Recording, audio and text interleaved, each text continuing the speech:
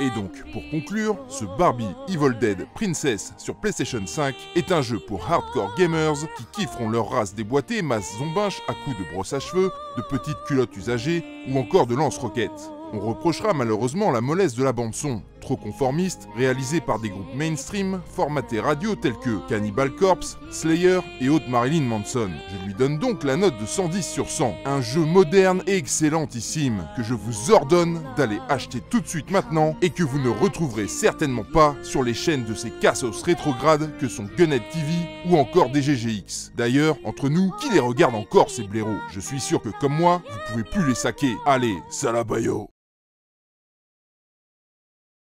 Allez, salut les mecs, salut les bolosses et bienvenue sur une nouvelle vidéo où je suis en excellente compagnie. Regarde avec qui je suis accompagné aujourd'hui. On a le plaisir d'avoir avec nous pour la première fois l'ami Gunhead TV. Comment tu vas? Ah bah écoute, ça va bien, merci à vous pour l'invitation. Ça fait plaisir d'être là. Donc, Bah franchement, plaisir partagé et puis c'est vraiment un honneur que tu nous fais d'être avec nous. Et puis je pense qu'on va passer un bon moment ensemble, on va bien rigoler. Et puis bon, bah avec nous, hein, on a notre démon national, monsieur Gemou Oni. Comment il va? Salut les mecs. Alors moi je voulais témoigner de l'estime incommensurable que j'ai pour chacun d'entre vous. Je voulais vous dire que j'ai un amour profond pour vous deux et je ne rate jamais une de vos vidéos. Voilà. Ouais. Et tu le vois celui-là là, hein? Non. Tu te foutrais pas de notre gueule un peu là? Non. Hein? Avec ta petite vidéo de merde là, tu crois qu'on l'a pas vu là? Hein? Mais non, on a dû me pirater mon YouTube, je vois pas de quoi tu parles. Ouais, genre avec tu sais, les applications, on peut changer les gueules des mecs, c'est ça, hein? Ouais, puis moi j'ai un visage facile à reproduire, alors je pense qu'il doit y avoir... Moi je comprends pas en tout cas, moi je comprends pas. Ouais. Gunhead, Gunhead, qu'est-ce que t'en penses? Ouais, moi aussi, j'ai mis quelques réserves sur la sincérité de ses propos. Ouais, je vous aime les gars, pourtant, je vous aime. Là c'est bien, on a les deux styles, tu vois, on a Gunhead, tu vois, avec un langage soutenu sur la réserve et tout, puis on a le Digit dans le tas, tu vois.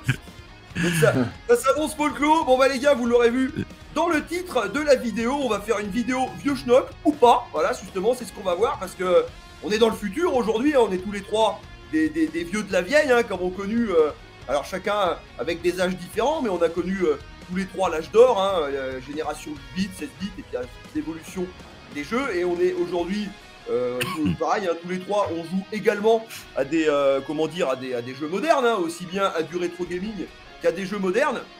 Et donc voilà, alors il se peut que ce soit même parmi vous qui nous regardent ou même aussi parmi nous, hein, justement, on va en parler, ça va être l'objet de ce débat, c'est que bah, peut-être les jeux modernes d'aujourd'hui, moi j'entends souvent dire ouais les jeux c'était mieux avant, c'était différent, voilà, il y avait un fun, il n'y avait pas de mise à jour. Alors justement on va évoquer tout ça.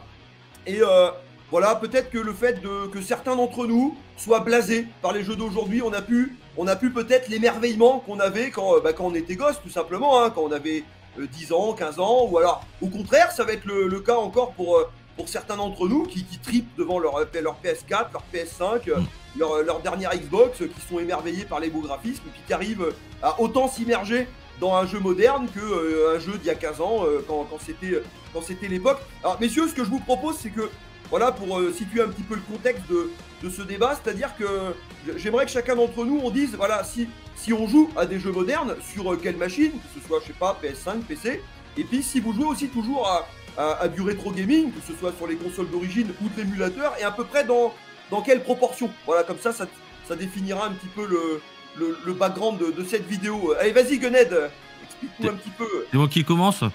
Alors, déjà, je tiens à dire que je suis impressionné par l'immobilisme de Gemou. On a l'impression qu'il a frisé, mais non, il est bien présent avec nous. C'est un ninja, mon pote. Il est hyper statique. Ouais, puis on lui a surtout bien fermé sa gueule au début, là.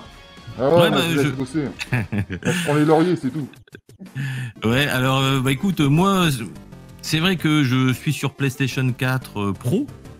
Pour situer un petit peu le matos, un PC gaming aussi bien équipé, hein, avec une ATI 5700 et puis un Ryzen qui va bien avec pour pouvoir bien jouer, mais aussi faire du montage, hein, parce que maintenant la partie YouTube prend de plus en plus de place par rapport à la partie gamer. Sinon, donc Xbox One aussi. La Switch, c'est plutôt Megaman qui la mobilise, on va dire, qui la monopolise. Ouais. Et donc à côté de ça, voilà, moi il y a certains jeux qui me plaisent bien, avec une forte rejouabilité. Je pense à Red Dead Redemption 2, qui est vraiment pour moi un jeu coup de cœur. J'ai joué et j'y rejoue encore régulièrement. Au niveau du matos, j'ai aussi le VR, c'est-à-dire le fameux casque sur la Sony, parce que j'ai aussi eu un coup de cœur sur Astrobot à l'époque où il est sorti, parce que c'était un gameplay old school par rapport à une technologie moderne, donc ça me plaisait bien.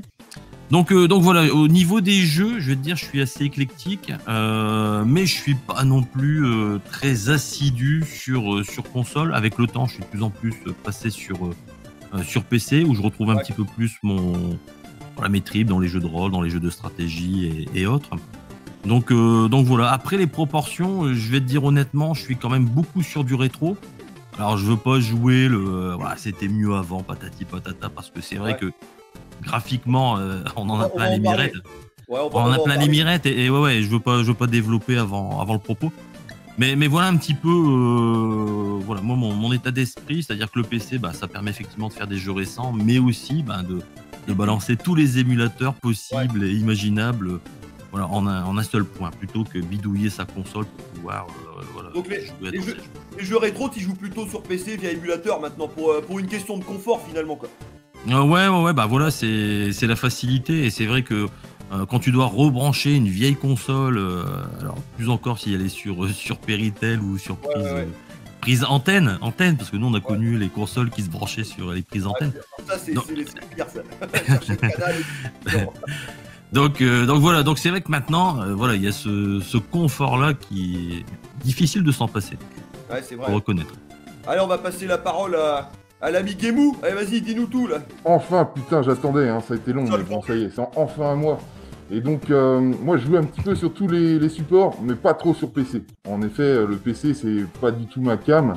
Je m'en sers principalement pour les montages. J'avoue que je devrais y consacrer plus de temps, mais moi, je suis un joueur console. Et donc, je joue sur PS5, Switch. J'ai une Xbox One, mais je la fais pas beaucoup tourner. En arcade, comme vous pouvez le constater derrière moi. Et puis, beaucoup aux consoles rétro. Alors, en ce moment, je suis plutôt sur un passage où je dose les consoles récentes. Bon, je fais un petit peu d'arcade quand même, mais voilà, moi je suis éclectique et puis j'ai pas d'a priori sur le rétro gaming ou sur le gaming moderne. Et c'est quoi ta proportion est-ce que tu joues plus à ta PS4 qu'à des jeux rétro ou... Alors vraiment, il n'y a pas de règle, c'est-à-dire que c'est des fixettes que je fais dans ma tête, et puis je vais faire une fixette sur la Mega Drive. Alors je vais me taper masse de Mega Drive ou la Super Famicom, pareil, mais en ce moment je suis plutôt PS5. D'accord. Ouais, donc si on fait une moyenne, en fait, ça dépend des phases, mais t'es vraiment moitié-moitié, quoi, grosso modo, quoi. Ouais, il n'y a pas de règle, en fait, vraiment, je prends autant de plaisir à jouer à un putain de Street Fighter 2X que un jeu comme Demon's Souls, tu vois. Ouais, voilà, un jeu moderne, quoi. Ouais. Moi, ça va être un peu la même chose. Bon, moi, j'ai pas de PS4 ou de console moderne encore, j'ai juste ma vieille Xbox One Fat avec le Game Pass, donc du coup, avec le Game Pass, c'est pratique parce que ça permet de jouer à beaucoup de jeux, même pour la plupart... Day One, donc alors moi j'ai une proportion de jeu qui est assez équilibrée, je vais dire c'est 50-50, alors quand je dis 50 donc c'est moitié du temps sur Xbox One, alors soit des AAA ou des AA mais peut-être en petite proportion, donc y compris peut-être en PS3 360, parce que c'est vrai que la Xbox One je joue aussi à pas mal de jeux rétro entre guillemets, comme c'était le cas tu vois avec le Cyber Shadow par exemple, ou Blasphemous, tu vois, ou des jeux comme ça, qui sont des jeux modernes certes, mais qui sont type rétro gaming. Et donc oui, je passe on va dire 50% aussi sur du coup les vieilles consoles.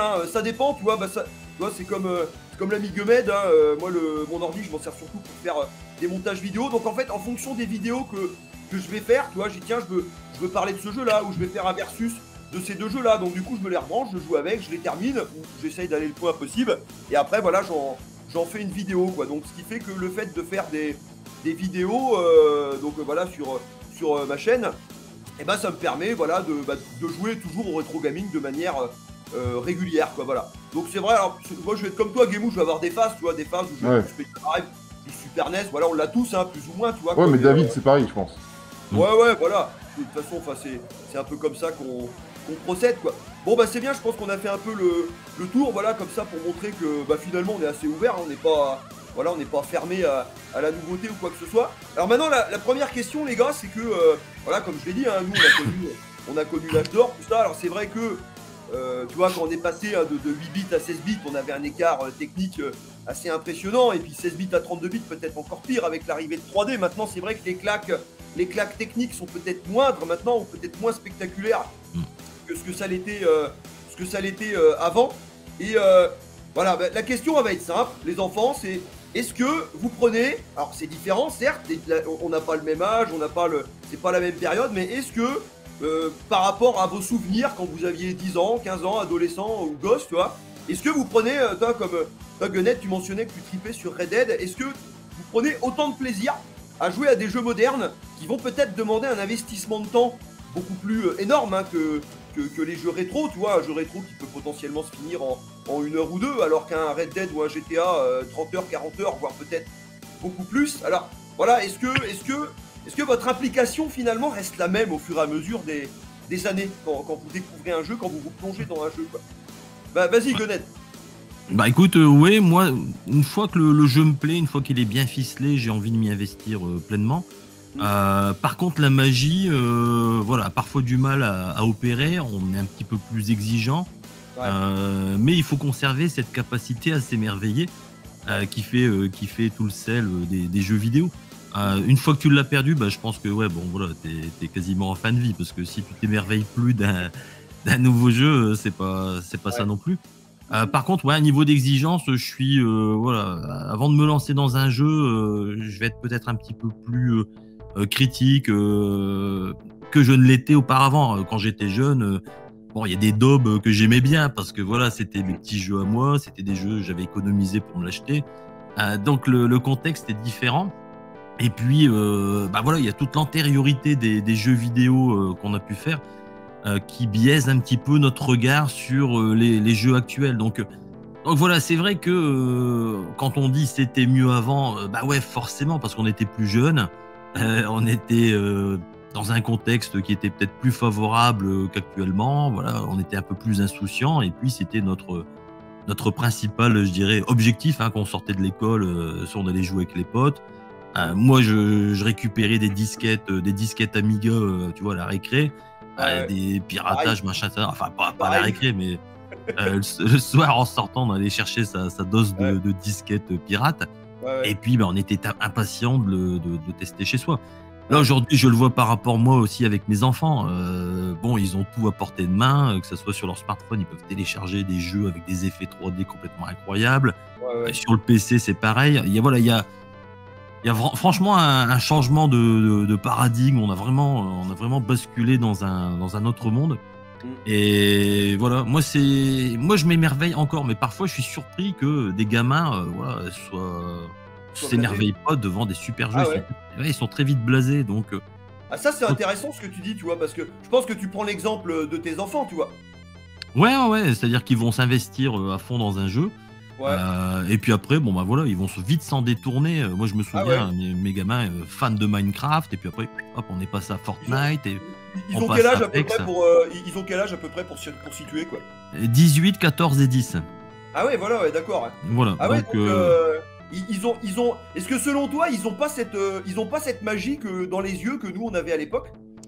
Bah, je pense qu'elle est différente parce qu'ils ont accès à énormément de contenu, chose que nous on n'avait pas. Nous, voilà, c'était les débuts de l'interactivité à la télé, parce que moi c'est ce qui m'avait scié, c'est que pour la première fois quand j'ai branché une console Atari, t'étais plus passif derrière ta télé, t'étais actif. Voilà, tu bougeais des petits chars d'assaut, des petites raquettes. C'était magique. Eux, ils ont vu leur père jouer à des jeux, leurs copains jouent. Enfin voilà, ça s'est fortement répandu. Nous, à notre époque, c'était un petit peu plus compliqué. Je veux dire, quand t'allais chez des potes où ils n'avaient pas tous des ordinateurs, pas tous des consoles, ça s'est vraiment démocratisé au milieu des années 90, où là, voilà, PlayStation arrive, et puis tout le monde commence un petit peu à se mettre aux jeux vidéo. Donc ouais, donc voilà, moi c'est ce que je leur dis parfois, hein, d'exploiter un petit peu mieux les jeux auxquels ils jouent, parce que derrière il y a aussi du boulot. Tu vois le travail que nécessite un jeu à l'heure actuelle, alors qu'auparavant, bon, les gars ils développaient ça dans leur piole. Ouais. Après ils étaient à 2, 3, 4, 5 et puis ça va s'est monté. Ouais. Mais voilà, il y a vraiment un changement d'échelle, un changement de statut. Ouais, et voilà, donc moi par rapport à tout ça, c'est vrai que je m'égare. Hein. Moi, faut me recadrer. Hein. Si vous me recadrez pas, non, mais vas-y, je pars en live. On va le mettre en mute. Mais ouais, je suis très bavard. Attention, je suis très bavard. Ouais. Donc voilà, mais je me souviens la première fois que j'ai vu Doom, Duke Nukem, etc. Pour moi, c'était la révolution dans ma tête. Je me disais, mais c'est incroyable. Là, on est en 3D et tout, etc. Bon, voilà, quand j'ai montré Astrobot aux gamins, machin, etc. Ouais, bah, c'est bien, mais bon, ça fait. Ouais, moi, si j'avais eu ça à leur époque, je sais pas. Ils sont peut-être pas les mêmes références que nous, tu vois, justement, c'est ça le truc, quoi. Ouais, et puis l'image de synthèse a vraiment rendu courant. C'est ça a super. banalisé le truc, quoi. Ouais, alors que nous, première fois qu'on a vu Toy Story, on était bouche bée, on disait, ouais, c'est incroyable, un dessin animé en image de synthèse. Et maintenant, voilà, c'est devenu. Ils savent que les films sont truqués, ils savent que les films sont retouchés numériquement et tout. Ouais. Donc voilà, leur capacité d'émerveillement est différente de la nôtre, je pense, parce que nous, comme tu le disais justement, hein, on a vu le passage 8-16 bits, après 16-32 bits. Voilà, on a vu l'évolution, cartouche, CD, etc., etc. Ouais. Et donc, forcément, cette évolution nous a un petit peu stupéfait. Ça nous a marqué. Allez, on va passer la parole à Guémou. Dis-nous, mon cher Guémou, derrière ce masque démoniaque, est-ce que tu as toujours les yeux qui brillent quand tu allumes ta PS5 ? Alors, peut-être pas pareil, mais dans un sens, oui. Parce que j'apprécie vraiment les jeux vidéo comme des œuvres d'art. Donc je sais reconnaître les qualités et les défauts d'un jeu, et vraiment je déguste ça comme un plat raffiné. Donc voilà, après pour revenir sur le sujet, je pourrais pas rajouter grand chose à ce qu'a dit Gunhead parce que c'était très très vrai, mais si vous voulez, quand on est vierge comme une page blanche, et bien quand on découvre quelque chose, et forcément ça nous marque plus, en tout cas à notre époque. Parce qu'on était quand même à une époque où nous, on allait jouer dans des bacs à sable avec du sable. Aujourd'hui, tu dis ça à un gamin d'aujourd'hui, va jouer avec du sable. Le mec, il te répond non, mais tu m'as pris pour un bolos ou quoi, tu vois. Donc ça passe pas. On est dans une société de surconsommation et c'est pour ça que les mecs, ils se lassent vite. T'as qu'à regarder les vidéos YouTube, tu vois, où ça zoome de partout, où t'as des lumières dans tous les sens. Les mecs, ils parlent à 190 à l'heure parce qu'il n'y a pas le temps, tu vois. Donc c'est la société d'aujourd'hui. Et puis moi j'ai envie de dire que si j'étais le père des enfants de Gunhead, je peux te dire que ça serait du Sun 2 au réveil, tu vois. Et puis le midi ce serait du PC Kit 2. Et puis le soir ils vont pas se coucher tant qu'ils n'ont pas fini Vigilante. Donc voilà. Non mais je te rassure, je les ai initiés à Metal Slug. Ils adorent Metal Slug, Bomberman pareil, on a déjà fait de nombreuses parties autour de Bomberman. Donc voilà, ils savent aussi. Et puis c'est eux qui m'ont incité à faire une chaîne YouTube, hein, parce qu'au début, moi j'étais pas du tout sur YouTube.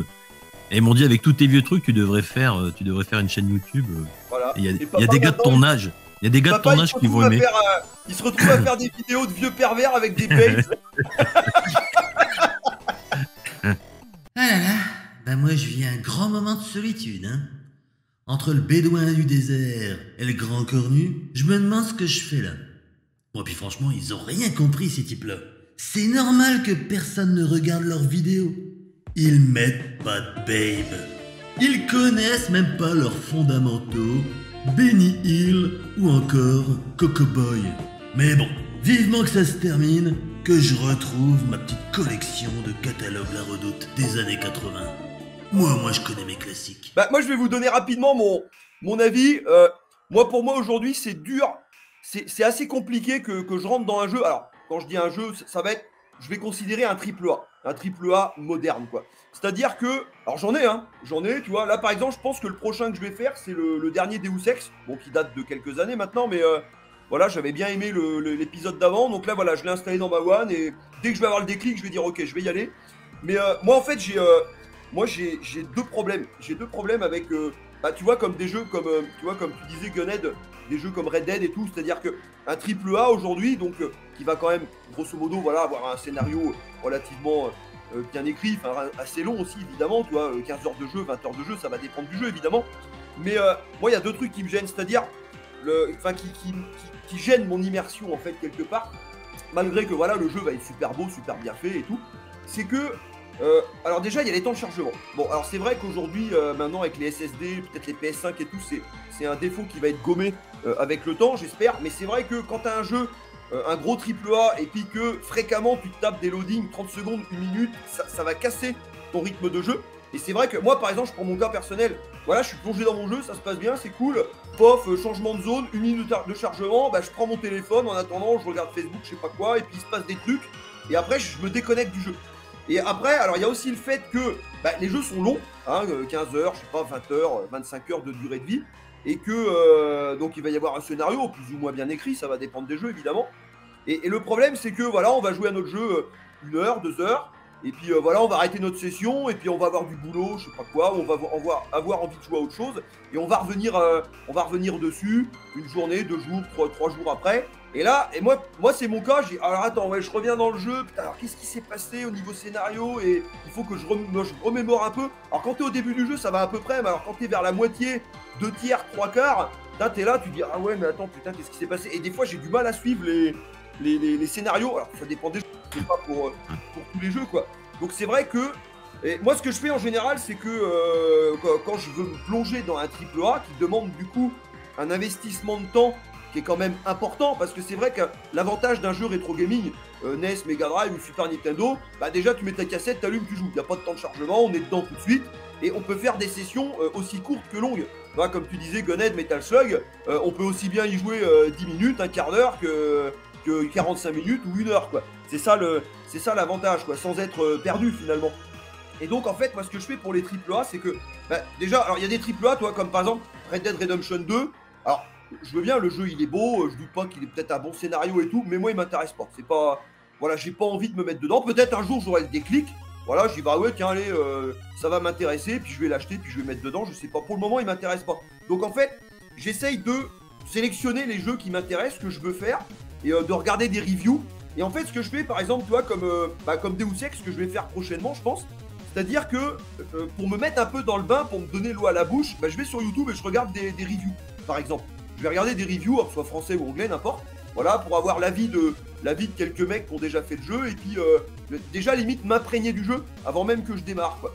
Parce que maintenant il y a un autre point que je vais aborder avec vous, voilà, qui va être le prochain sujet de la discussion, c'est-à-dire que dans le temps, c'est vrai que nous, à notre époque, donc on n'avait pas les mêmes moyens, mais aujourd'hui, alors avec le Game Pass, compagnie, Steam, Epic Game Store, on croule sous les jeux. On croule sous les jeux, c'est pas possible qu'on puisse jouer à tout, on va être obligé de faire des choix, alors que dans le temps, voilà, on va dire à l'époque Super Nintendo, Mega Drive, bah je veux dire par exemple ce qu'on faisait, enfin ça vous est arrivé aussi à vous, je pense les gars, tiens ben moi je vais acheter tel jeu, ton copain, tiens ben je vais acheter celui-là, et puis donc on le termine, et puis après on se les prête. Et je pense qu'évidemment, il y avait moins de sorties à l'époque, évidemment. Bon, on n'avait pas le même pouvoir d'achat, on n'achetait pas autant de jeux qu'aujourd'hui, évidemment. Et de ce fait, je pense que les jeux, bah, à l'époque, nous marquaient plus, dans le sens où ils étaient plus courts, certes, tu vois, c'est-à-dire même un Super Metroid, tu vois, qui demande quand même une certaine durée de vie, ou des Secret of Mana, mais tu vois, si on prend des jeux d'action plateforme. Et en fait, moi je pense qu'il y a des jeux, tu vois, par exemple comme Mega Man X, tu vois, qui peut se terminer en 1h30, on va dire, quand on le connaît, bah c'est un jeu auquel on a joué, rejoué, etc. Et le fait d'avoir cette répétitivité, en fait, dans le temps, le fait d'avoir terminé un Mega Man X 5 ou 6 fois, je pense qu'évidemment, de fait, ça nous a plus marqué bah, que on fait un AAA aujourd'hui qui dure 20 heures, 30 heures, on le fait une fois, puis après, limite, on l'oublie, quoi. Et qu'est-ce que vous en pensez les gars, c'est surabondance de jeux aujourd'hui, voilà, on croule sous les jeux, et on a plus cette répétitivité quelque part, qu'on avait à l'époque, quoi. Gunhead, qu'est-ce que t'en penses, toi, de... Bah, je te rejoins totalement hein, sur ce point-là. Je vais rajouter un facteur qui est celui de la presse spécialisée. Ouais, parce qu'on n'avait pas... là, tu parles de review, tu parles de jeux où tu vas aller voir, te renseigner un peu à gauche, à droite. Ça aussi, c'est un truc que j'ai pas évoqué tout à l'heure, mais voilà, nous on dépendait de la presse spécialisée pour avoir nos sources de preview et de review. c'est vrai. Et voilà, et donc la sauce, enfin la mayonnaise commençait à prendre à partir de ce moment-là, quand tu recevais le magazine, t'en parlais à tes potes, ouais, il va être génial, patati patata, puis t'as vu la Super Nintendo, une 16 bits et tout. Voilà, donc il y avait une sorte d'émulation entre nous, où on commençait un petit peu à s'émoustiller avec les captures d'écran. Et puis après, jusqu'au jour où effectivement le jeu était physiquement en magasin et où on pouvait l'acheter. Donc ce jeu-là, tu l'avais sublimé quelque part. C'est-à-dire en partant d'une petite vignette dans un magazine, tu t'étais fait un monde dans ta tête. T'imaginais que tu allais pouvoir faire ci, que tu allais pouvoir faire ça. Et puis, voilà, des fois, il y avait de la déception parce que quand tu achetais ton jeu, c'était une grosse daube. Ou quand tu le recevais sur Amiga par des réseaux pirates, voilà, tu étais un petit peu déçu, tu le chargeais et puis tu le mettais un petit peu de côté. Donc voilà, donc il y avait quand même une abondance sur le monde micro. Parce que moi, je me souviens que je récupérais je vais pas dire des palettes de disquettes, mais j'en récupérais une vingtaine à chaque fois. Ouais, et voilà, il y avait quand même... La copie était plus facile sur micro-ordinateur, bien sûr. Voilà, donc il y avait quand même une abondance côté micro que tu n'avais pas sur console, où effectivement, moi je me souviens à l'époque de la PC Engine, voilà, tu avais quoi, 2-3 nouveautés à un moment donné dans ta boutique. Lui, il prenait pas tous les jeux disponibles qui sortaient au Japon. Voilà, il faisait sa propre sélection d'importateurs et puis il te mettait effectivement une sélection de 3-4 jeux tous les mois. Donc voilà, tu avais aussi la difficulté à obtenir certains jeux. Je dis ça parce que je parle de Splatterhouse. Qui était un jeu PC Engine que je recherchais partout, et à un moment donné j'ai dû le payer hyper cher sur une boutique à Paris parce que dans le coin personne ne l'avait apporté, personne ne connaissait ce titre-là, et moi j'avais vu le test dans Joypad ou Joystick et tout, et voilà, ça m'avait donné envie de l'avoir. Donc voilà, il y avait ce côté-là aussi qui... J'ai eu le même cas avec le Final Fantasy 3 US sur Super Nintendo. C'était compliqué à trouver à l'époque, enfin pour moi quoi. Ouais, voilà, donc t'avais aussi cette quête, la quête du jeu. C'est vrai. Donc t'avais le premier facteur, c'était la presse qui nous mettait l'eau à la bouche, et puis ensuite il fallait trouver ton jeu si c'était un jeu d'import. Après un jeu officiel, il y avait moins de soucis. Mais voilà un petit peu l'ajout que je voulais faire par rapport à ce que t'as dit, mais je te rejoins parfaitement. Ouais. Et pour en revenir à Red Dead, c'est vrai que, enfin on va pas passer la vidéo là-dessus, mais non, mais c'est un exemple. Voilà, moi ce que j'aime bien, c'est le côté justement un peu contemplatif, en me disant jusqu'où ont été, tu vois, les développeurs dans leur développement de jeu. Voilà, et puis c'est ça qui m'impressionne maintenant. Je veux dire, c'est plus un peu l'orfèvrerie, ce que disait Guimou tout à l'heure avec les œuvres d'art. Moi, je suis un fan de Dragon's Crown. Je l'ai racheté, je l'avais sur PS Vita, je l'ai racheté en version pro. Voilà, parce que c'est des tableaux. Dragon's Crown, c'est la vie. Voilà, il y a des jeux comme ça qui sont... Tu fais waouh, les gars, ils forcent le respect parce qu'ils ont réussi à imposer une façon de faire, même les graphismes, la musique. Enfin voilà, pour moi, c'est de l'orfèvrerie. Donc il y a certains jeux comme ça, c'est des coups de cœur. Et là, ça s'explique pas. Il y a des jeux qui te parlent et il y a des jeux qui te parlent pas. Ouais, bien sûr. Vas-y, Guimou, prends la parole. Qu'est-ce que t'en penses justement avec cette abondance qu'il y a aujourd'hui, qu'il n'y avait pas dans le temps, quoi. Enfin, quelle est ta perception vis-à-vis de ça, quoi? Il est sûr que le manque de jeux qu'on a pu connaître étant plus petit, c'est quelque chose qui nous a conditionnés à plus apprécier les choses. On en parlait plus ou moins tout à l'heure. Mais c'est pas tout. C'est pas tout, puisque je pense que la profusion de jeux actuels, elle est pondérée par le facteur que tous les jeux ne sont pas forcément des jeux de qualité. Et donc, on en a parlé, puisque en fait, maintenant, il y a des facteurs qui font que les développeurs, s'ils veulent vendre leur jeu, il faut absolument que le jeu il fasse tant d'heures.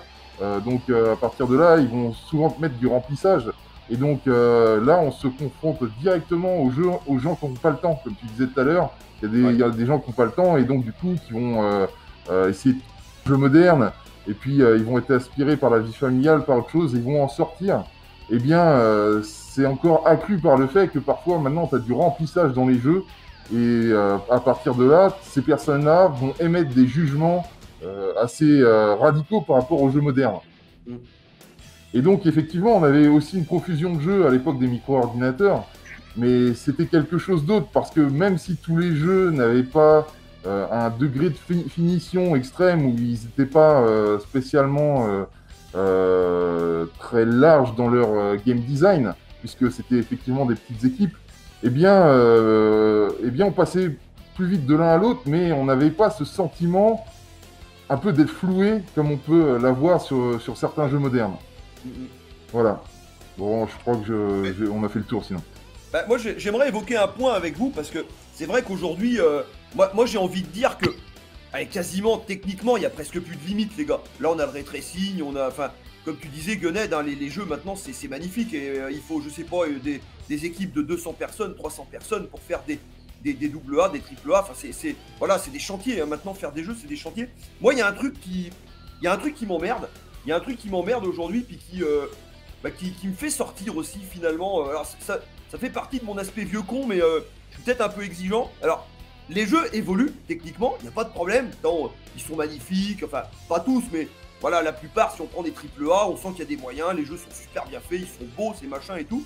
Donc, les jeux évoluent d'un point de vue technique, aussi artistique également. Mais moi, je trouve qu'il y a un point qui n'évolue pas depuis la précédente génération, et je sens que PS5 Series X, ça prend à peu près le même chemin. C'est, alors déjà, les jeux, les game design, bah franchement, enfin quand on prend la génération PS 360, on avait vraiment des super jeux avec des BioShock, des Mass Effect, enfin voilà, des jeux qui renouvelaient vraiment. Là, on avait une certaine sensation de fraîcheur en plus de la claque technique. Au niveau des game design, il y avait vraiment des trucs très intéressants. Et donc moi j'ai la sensation que cette génération PS4, Xbox One, on va dire ça, puis la nouvelle qui arrive, bah il n'y a pas eu ce vent de folie, hein, ce vent de fraîcheur quelque part. Et surtout, alors d'un point de vue technique, ça a continué d'évoluer évidemment. Mais moi, ce qui me gêne, bah, c'est surtout, alors je vais parler d'un point très précis, par exemple surtout dans FPS, des choses comme ça, c'est surtout tout ce qui est intelligence artificielle. Moi je trouve que les mecs, depuis franchement, enfin vous allez me dire ce que vous en pensez, mais depuis des années maintenant, bah je trouve que franchement, enfin c'est un point qui a vraiment du mal à évoluer quoi. Tu vois, là récemment j'ai fait un jeu qui s'appelle Fear, qui est un FPS hein, sur Xbox 360, et justement on m'avait vanté à de nombreuses reprises la qualité de l'intelligence artificielle. Et c'est vrai que quand je le compare à des jeux plus modernes, je dis non mais là il y a des leçons à prendre, il y a des leçons à prendre dans ce jeu-là quoi. Donc je trouve que la technique évolue, certes, mais les game design, bah ça a tendance à stagner. Alors surtout par exemple ce point précis de l'intelligence artificielle. Vas-y Gunhead, qu'est-ce que t'en penses toi?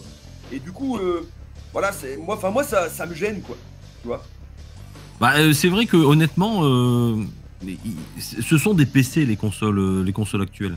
Ouais, donc voilà, alors que ça soit de l'AMD, ATI ou du Nvidia à l'intérieur, depuis pas mal de temps, voilà, il y a un nivellement vers le PC qui est encore confirmé avec les nouvelles générations de consoles. Donc voilà, il y a aussi un truc qui m'énerve pour te rejoindre un petit peu sur ça, c'est que on nous prend par la main. C'est-à-dire que les phases de tuto, j'en peux plus. Ouais. Ah, il me déçoit un peu le Gunhead là, ce coup-là. J'en ai un petit peu marre, qui dit là. Je pensais que c'était un vrai bonhomme quoi, mais en fait c'est un gros fragile ce gars là. Hein? Bah il est pas prêt de nous one life et un jeu, c'est moi qui te le dis quoi. Honnêtement, dans n'importe quel jeu maintenant, voilà, qui demande de l'immersion, on te prend par la main. Et voilà, tu vas devoir faire pendant un quart d'heure ou 20 minutes, tu vas devoir suivre un petit peu le chemin, on va t'apprendre que le bouton A il fait ça, machin, etc. Alors que auparavant, je vais faire mon vieux con, mais à l'époque. Ah bah ouais. Moi j'avais un jeu qui s'appelait Faristof Eden Manjimalou, donc sur PC Engine.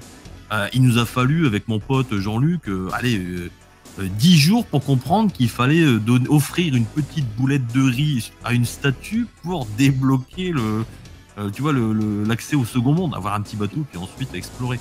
Là maintenant, je veux dire, t'as quand même une prise en main. Tu regardes Assassin's Creed, t'as toujours ta boussole qui t'indique où il faut aller. On reprend Red Dead Redemption, c'est pareil. T'as un GPS, tu vois, t'as cheval, mais t'as quand même un GPS qui t'indique où aller. Donc voilà, il y a ce côté-là prise en main qui moi me saoule, parce qu'en fait, voilà, t'as plus vraiment le plaisir de la découverte. En fait, même si c'est un monde ouvert, t'es sur un rail et puis tu dois le suivre. Alors bien sûr, t'as des missions annexes, des machins, etc.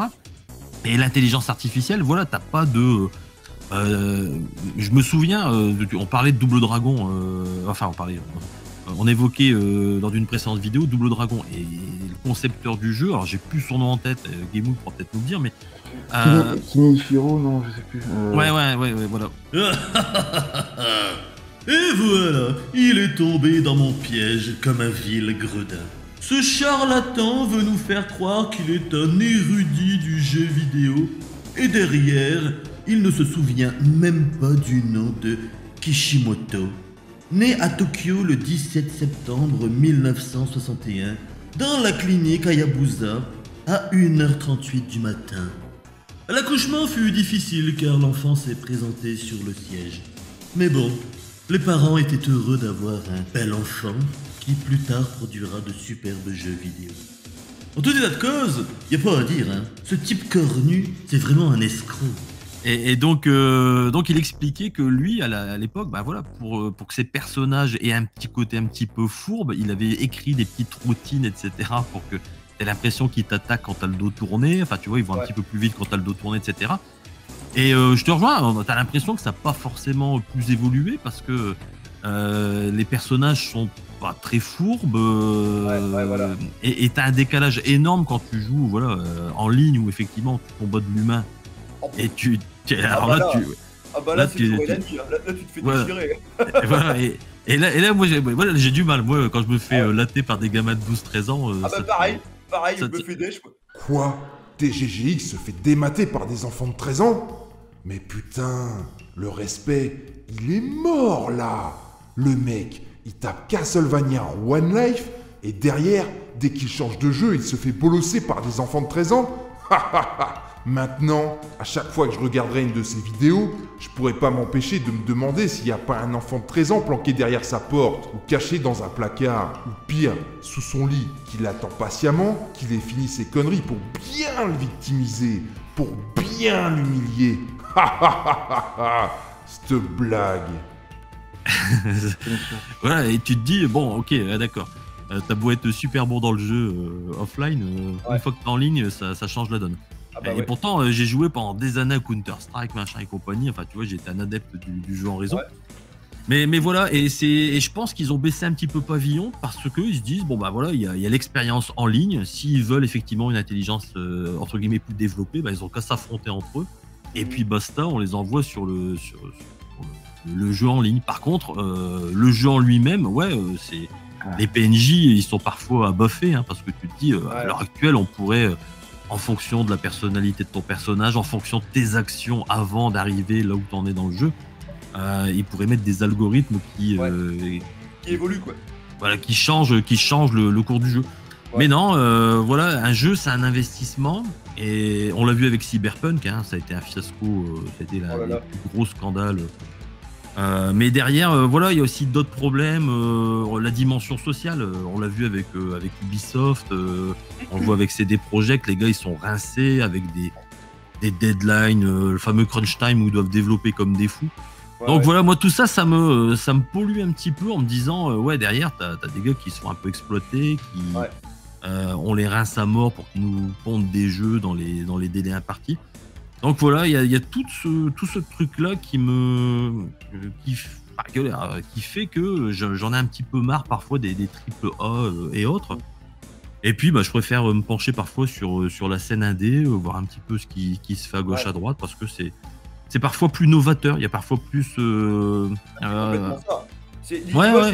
C'est con à dire, mais tu vois, aujourd'hui, si tu veux de la nouveauté dans le game design, ça se passe du côté des jeux indépendants. C'est triste à dire.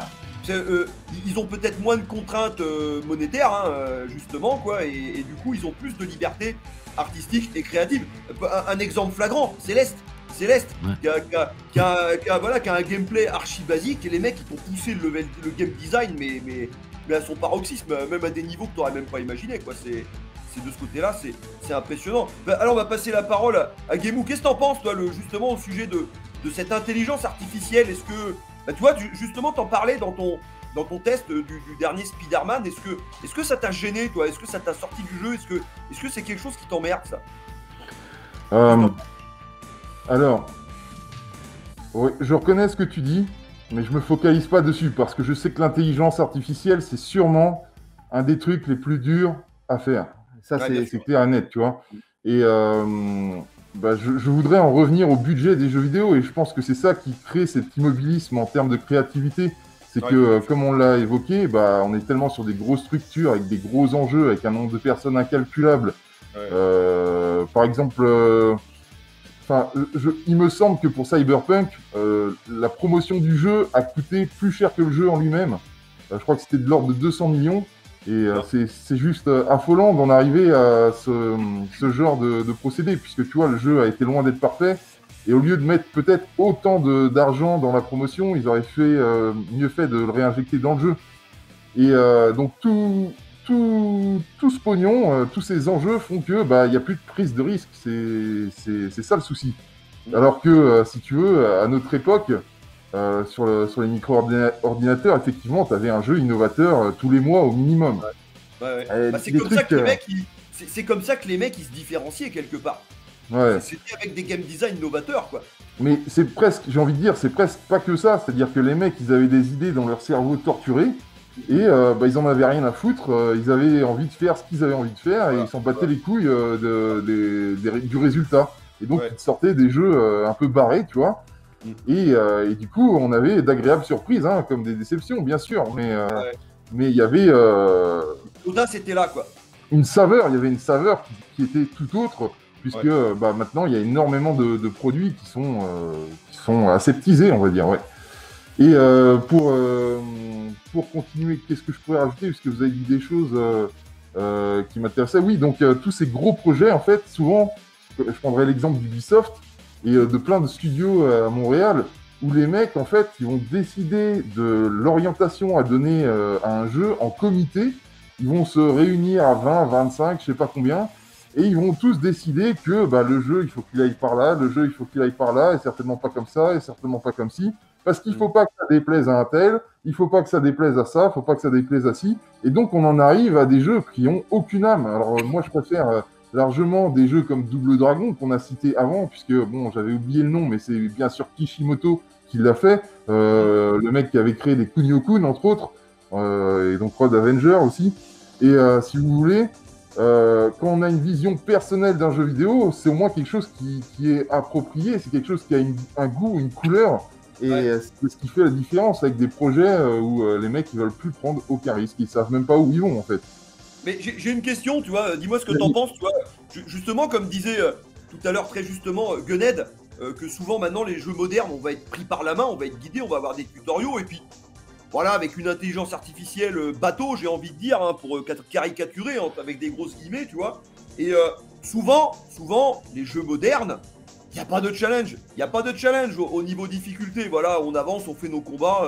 Tu vois, on prend les derniers Assassin's Creed. Alors, je parle avec au niveau de difficulté, on va dire standard. Hein, je parle pas du niveau de difficulté au-dessus, éventuellement. Quoique, moi, j'ai entendu des gars qui disent, on a joué en mode difficile, c'était pas si hardcore que ça. Est-ce que, justement, le fait, aujourd'hui, de faire des jeux faciles, entre guillemets, ou plus faciles qu'avant, hein, ça je pense qu'on sera tous d'accord pour l'admettre et le reconnaître, est-ce que c'est pas une manière quelque part de flatter le joueur, dans le sens où de dire voilà, ça te tombe tout cuit dans le bec, t'as pas beaucoup d'efforts à faire, et puis de flatter un peu l'ego des joueurs, et puis du coup de ne pas les frustrer, comme nous on a pu être frustrés dans le temps, hein, avec des jeux 8 bits qui sont infernaux à terminer, hein, Tortue Ninja sur NES par exemple, tu vois, et du coup c'est une tendance qui est complètement inverse. Qu'est-ce que t'en penses, Game, toi, ça? Alors, ouais, c'est vraiment important. Avant, je voulais terminer sur un petit truc, et je vais enchaîner dessus. C'est quand on dit que les consoles sont devenues des PC, je suis pas tout à fait d'accord. C'est-à-dire qu'effectivement, on est sur une technologie PC, complètement, ça je reconnais, mais c'est quand même des PC custom. C'est-à-dire que ils reprennent sûrement des produits existants chez les Nvidia, etc., les AMD, mais ils sont adaptés aux besoins de la console. Et c'est pour ça que, par exemple, sur une PS4 quand la PS4 était sortie, elle était déjà ultra dépassée par rapport aux technologies PC du moment, eh bien, ils arrivaient quand même à nous sortir des jeux qui sont quand même relativement beaux, si on prend l'Adobe Last of Us 2. Donc, du coup, sur PC, en fait, le fait qu'on ait un matériel qui soit identique pour tout le monde, eh bien, on bénéficie, en plus de cette customisation, de jeux optimisés vraiment aux petits oignons.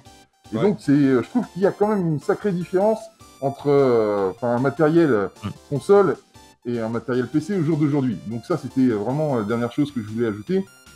Et après, pour revenir sur la facilité dans les jeux et la volonté de brosser des gens dans le sens du poil, moi je serais pas tout à fait d'accord. Je pense que c'est pas ça vraiment le souci. Je pense que en fait, c'est qu'ils ne veulent pas se fermer avec la majorité des consommateurs, c'est-à-dire les gens qui n'ont pas de skill dans les jeux vidéo parce que ils consomment du jeu vidéo comme un loisir alternatif, c'est-à-dire une chose parmi tant d'autres. Voilà. Et nous, nous, on respire jeux vidéo, donc ça n'a rien à voir. Et donc, du coup, on en est les victimes, puisque ces gens-là, bah, il faut qu'ils se sentent capables de progresser dans le jeu, sinon ils vont lâcher la manette tout de suite. Et malheureusement, il aurait fallu compenser avec des modes de difficulté adaptés, et j'ai l'impression que c'est ce qui est en train de se faire maintenant. Puisque moi, personnellement, j'ai critiqué le Spider-Man PlayStation 5, et il y a des mecs qui m'ont dit « Attention, la difficulté, je pense que tu t'es un peu craqué, puisqu'il y a différents modes, et si tu avais pris directement les modes de difficulté les plus élevés, bah, tu aurais eu du challenge. » Et je pense qu'il faut faire vraiment attention à ça dorénavant, puisque les développeurs ont pris cette problématique en compte, et donc ils nous proposent des modes qui sont un peu plus adaptés à des joueurs comme nous. Vas-y Gunhead, rebondis sur justement ce sujet de difficulté. Qu'est-ce que t'en penses toi? Ouais, bah écoute, avant ça, je vais quand même rebondir sur console PC parce que moi je suis plutôt. Je suis pas forcément d'accord avec Gemou sur ce point-là parce que, surtout pour la Xbox, puisqu'en fait j'ai le Game Pass sur mon PC, j'ai la manette Xbox qui va bien, ce qui fait que quand j'appuie sur la touche Xbox, voilà, j'ai l'interface qui apparaît. Avec parfois des graphismes meilleurs que sur Xbox. Donc là, je suis pas forcément d'accord. Alors, c'est peut-être vrai sur PlayStation parce que t'as pas ce transfert sur le PC. Par contre, finalement, quoi. Voilà, mais c'est vrai que moi j'ai ma Xbox One, c'est mes fils qui maintenant la conservent. J'y joue plus parce que avec le Game Pass, tu peux jouer à énormément de jeux sur ton PC avec une meilleure qualité graphique, une meilleure résolution. Après, tout dépend de ton matos, c'est sûr, hein, c'est pas le même prix non plus. Mais si t'as le moniteur qui va bien, t'as les effets HDR, t'as tout. Hein. Moi, j'ai fait Hellblade récemment. J'avais jamais fait ce jeu-là. On parlait d'innovation en termes de jeux récents. Hellblade avec un jeu qui traite de la schizophrénie. Il est excellent. Hein. Il y a quand même des belles découvertes parfois dans certains titres. Hellblade, il est ambitieux. Hein. C'est ambitieux. Puis j'attends effectivement là la suite avec impatience, mais aussi avec un peu de crainte. Après parce que voilà, lui par contre, il fait pas trop de concessions. C'est un jeu qui est pas conseillé à tout le monde. Et ça me plaît. Ça me plaît. Moi, ça me plaît quand ils prennent des risques. Donc il y a encore des éditeurs qui prennent des risques, qui tentent des trucs et tout. Mais c'est rare. Mais c'est de plus en plus rare. Après, le côté récompense, moi ça m'a. J'avais même pas compris le principe des trophées au début. Quand c'est arrivé sur PlayStation ou sur Xbox, je me dis mais pourquoi ils mettent des conneries comme ça avec tu gagnes 30 points, 50 points, machin, etc. Mais ouais, c'est pour entre guillemets fidéliser le client, lui dire ouais t'es le meilleur, t'es le plus beau. T'as allumé le jeu, t'as gagné 50 points, tu vois. Alors tu dis Et ça, ce côté récompense, je sais que moi, quand j'étais gamin, on prenait même parfois en photo l'écran pour prouver à ton pote que t'avais fini le jeu. Alors, moi, mon père il était représentant, il avait un Polaroid, donc des fois, je lui dis tu peux passer ton pot là, j'ai mis sur pause mon jeu Master System parce que je veux montrer que j'ai fini le jeu à mes potes. Mais voilà, maintenant, tu t'enregistres ta session, tu la mets sur YouTube, tu fais, t'as besoin de reconnaissance, mais ça c'est la société, hein, c'est la société qui veut ça, où il faut effectivement. Alors les gars de la communication te diront que ça s'appelle des strokes. Tu vois, quand tu fais un compliment positif à quelqu'un qui est sincère, mais voilà, ça s'appelle on stroke les gens en communication. Et ça c'est, ça en fait c'est du marketing qui est appliqué à la masse. En disant aux gens, vous êtes les meilleurs, vous êtes les plus beaux, bravo, vous avez fini le premier stage. Mais tu te remets dans le contexte, tu vois, si tu avais ça dans tes jeux à l'époque, tu te dirais, mais qu'est-ce que c'est que ce truc complètement débile, bravo, vous êtes arrivé à la moitié du stage, bravo, vous avez tué 50 personnes. Je sais pas, c'est différent, C'est voilà, c'est le grand public qui a changé la donne, de toute façon, depuis l'arrivée de la PlayStation. Ouais, voilà, la démocratisation du jeu vidéo, l'élargissement du public, quelque part, finalement, voilà. Maintenant, c'est vrai qu'on parle, on a les catégories de gamers, on a les hardcore gamers, entre guillemets, et on a les casus, tu vois, puis après, on a les gens qui sont au milieu, tu vois, mais... Alors, c'est vrai que dans le temps, on parlait pas de ça. En 90, on était un joueur console, un joueur micro-ordinateur, mais on était un joueur, point barre, quoi. Il n'y avait pas de grand public. Il n'y avait pas de grand public à ce moment-là. Voilà, il n'y avait pas de grand public. Ouais. Alors, justement, il y a un dernier point que j'aimerais aborder avec vous pour conclure un peu ce débat, essayer de faire un tour.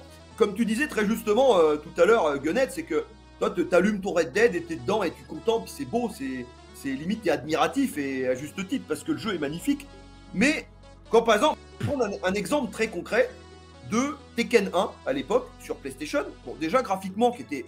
moi, je trouve qu'il était quand même beau, avec Toshinden notamment. Il y en a qui n'ont pas aimé avec cette 3D, mais voilà, chacun ses goûts. Et après, quand on voyait, par exemple, les cinématiques de Tekken 1 à l'époque, c'était quelque chose. Elles étaient vraiment magnifiques. Et du coup, on disait, oh putain, t'imagines le jour où les jeux vidéo, ils seront vraiment comme ça, les graphismes, ils seront vraiment comme ça. Bon, maintenant, on a largement dépassé le stade. Et en fait, le point que là où je veux vous amener, sur le terrain sur lequel je veux vous amener, c'est cette part d'imagination quelque part. C'est-à-dire que quand on avait des jeux 8 bits, 16 bits, moi il m'est arrivé par exemple à Kid Icarus sur NES, où je joue, et puis c'est au deuxième niveau où du coup on va se déplacer de manière horizontale, et il va y avoir des montagnes derrière. Et des fois je m'arrêtais étant gosse et je regardais la montagne et je m'imaginais des trucs. Ah ouais, mais qu'est-ce qu'il peut y avoir dans cette montagne? Je sais pas, des châteaux, des machins et tout. C'est-à-dire qu'il y avait cette part quand même, voilà, parce que les jeux étaient techniquement limités, bien évidemment, et du coup de facto, je pense qu'il y avait une part de personnel, d'imagination, une part de délire qu'on mettait nous-mêmes, chacun dans les jeux, tu vois. Maintenant, c'est vrai que, j'aimerais bien justement avoir vos avis là-dessus. Les jeux sont tellement beaux, tellement bien faits, tellement complets, machin, qu'il n'y a plus cette magie quelque part de l'imagination, quoi. C'est-à-dire que maintenant, c'est que, comme vous l'avez dit tout à l'heure, c'est-à-dire que, alors ok, on va avoir des trucs avec des châteaux, des dragons, enfin des trucs complètement imagés, complètement inventés, mais qui du coup peut-être se regarderont peut-être plus, voilà, comme du travail d'orfèvrerie ou des tableaux, et gommant quelque part finalement l'imagination propre du joueur, quoi, et ce qui peut-être peut nuire à l'implication que le joueur il a, c'est-à-dire que le fait de rêver finalement devant un jeu, maintenant, on va plutôt, au lieu de rêver devant un jeu, on va maintenant l'admirer quelque part, comme un tableau quelque part. Qu'est-ce que vous en pensez un peu de cette chose, quoi? Vas-y, Gunette. Ouais, t'as mis le doigt dessus. C'est en fait, on te vend une expérience. Ouais, voilà. Une expérience de jeu, une expérience. C'est du loisir en fait. Donc voilà, c'est formaté, c'est marketé pour. T'as une expérience vidéoludique, t'as une expérience à vivre. Et le nombre de fois tu vois le terme expérience, machin, ouais. Dans un descriptif de jeu, tu te dis ouais, bon, ok, d'accord. On parle de moins en moins de jeux en fait. Voilà, ouais. Tu vas vivre un film en fait. Tu prends un Tomb Raider, tu prends un truc, etc. Voilà, tu sais à quoi t'attendre, que ça soit un Assassin's Creed ou autre. Même un Zelda maintenant, je veux dire, Zelda, c'est plus. Pour moi, il n'y a plus vraiment de magie quand il y a un nouveau Zelda qui sort. Avant, c'était tellement rare que tu t'attendais vraiment à un truc fantastique. Mais voilà, depuis quelques années, même s'ils sont très réussis, même si c'est des bons jeux dans l'ensemble, voilà, faut pas non plus cracher dans la soupe. Non, mais voilà, il y a plus. Je pense que la profusion a altéré aussi notre appétence, notre envie de découvrir ces jeux-là. Moi, la dernière fois où j'ai vraiment été émerveillé, c'était avec le casque de réalité virtuelle, parce que, alors j'en ai parlé tout à l'heure avec Astrobot, où t'as un gameplay old school, et puis partout où tu tournes la tête, tu découvres des trucs, et l'immersion est vraiment là. Et pareil, je suis un fan de Star Wars, machin, j'ai baigné là-dedans, donc forcément, quand j'ai eu le Star Wars sur le casque de réalité virtuelle, je me suis dit, waouh, ça y est, là, t'es vraiment à bord du X-Wing, tu peux regarder à gauche, à droite. Ouais, voilà, là, t'as l'immersion, tu te prends une claque phénoménale. Et c'est là où, voilà, j'ai été, la dernière fois, vraiment émerveillé par un truc next-gen, en me disant, waouh, là, j'avoue que ce que je rêvais quand j'étais gamin, quand j'ai vu le premier casque de Sega qui présentait, ou même Atari qui annonçait la réalité virtuelle sur la Jaguar et compagnie. Voilà, c'était du rêve. Donc maintenant, c'est devenu une réalité. C'est effectivement, ça m'émerveille, mais c'est pas le truc que je vais brancher tous les jours. Ouais. Parce que voilà, une fois que j'ai vécu mon expérience Star Wars, une fois que j'ai fait mon trip Astrobot, voilà, tout est rangé dans un coin, ça prend la poussière, et puis voilà, c'est pas... Il n'y a plus, voilà, tous les soirs quand on rentrait, on allumait la console, on mettait la cartouche, en 5 minutes c'était fait, puis on jouait. Voilà, là maintenant, voilà, on te vend des expériences, et je te rejoins là-dessus, on t'émerveille, on te vend du grand spectacle, et puis c'est tout, quoi. C'est comme ça. Qu'est-ce que t'en penses, Gemou, de cette idée, toi? Moi, je trouve que vous faites preuve d'un petit peu de rigidité mentale. Puisque franchement, non, mais je trouve que dans les productions d'aujourd'hui, en tout cas celles qui sont vraiment bonnes, celles qui sont vraiment personnelles, donc celles qui sont vraiment comparables à des œuvres, eh bien, on est vraiment transporté et il y a vraiment la place à l'imaginaire. Et je trouve dommage que vous réagissiez comme ça, puisque... Est-ce que tu peux nous citer un exemple précis d'un jeu récent qui t'a fait... voilà, bien sûr. T'as encore une place d'imagination dedans.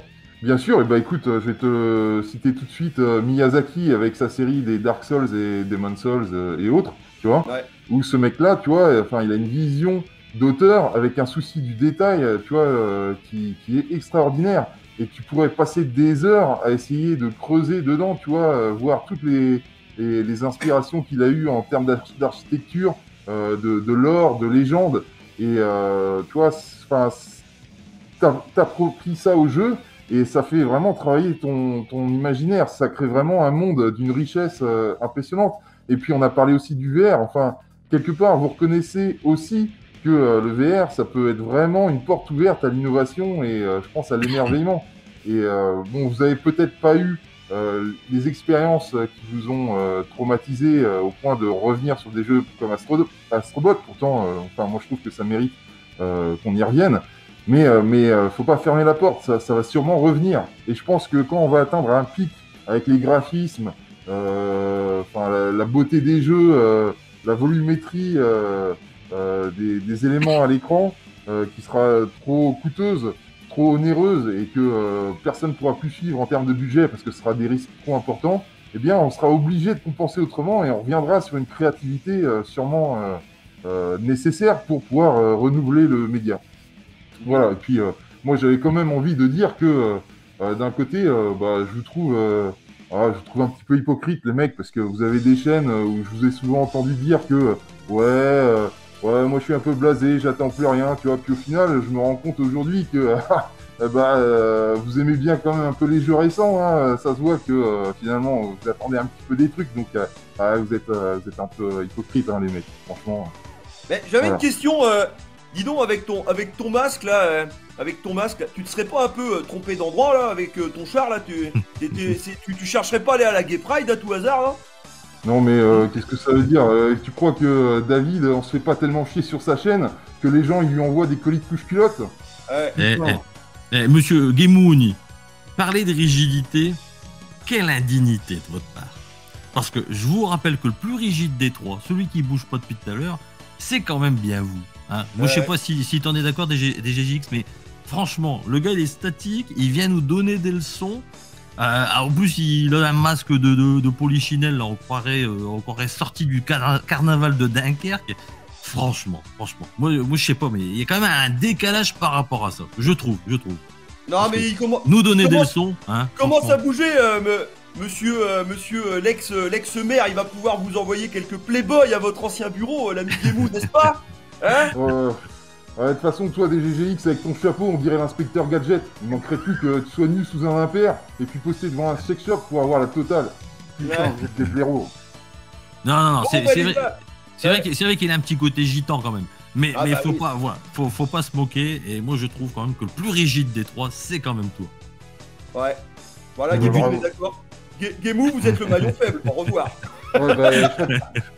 Je m'en fous, moi je ferai plus jamais de vidéo avec vous. Fallait pas nous inviter. Voilà, vous profiterez pas de mon extrême célébrité, voilà. Tout ce que je peux vous dire. Bon bah tant pis.